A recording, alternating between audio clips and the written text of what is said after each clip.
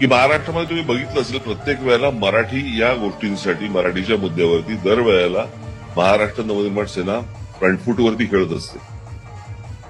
बरोबर आहे. माझी मराठी माणसाला पण माझी हात जोडून विनंती आहे, हे सतत सारखं सारखं नाही घडू शकत, होणार नाही. उद्या जर समजा महाराष्ट्र नवनिर्माण सेना या राजकीय किंवा या राजकारण्यांनी, सरकारांनी, इतरांनी हे जर संपवायचा प्रयत्न केला तर ह्याच्यामध्ये मी नाही अडचणी देणार आहे.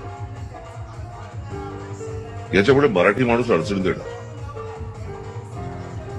कारण ही सगळी माणसं कोणी त्यांची बाजू घेणार नाही. हे सगळे लोक जे बाहेरून आलेले आहेत त्यांचा पहिला विचार करणं. हे जे बाहेरून आलेले धनिक आहेत, जे सगळे उद्योगपती आहेत, यांचा पहिला ते विचार करणं. आलेले सगळे उद्योगपती हे महाराष्ट्रातल्या मराठी माणसाचा विचार नाही करणार.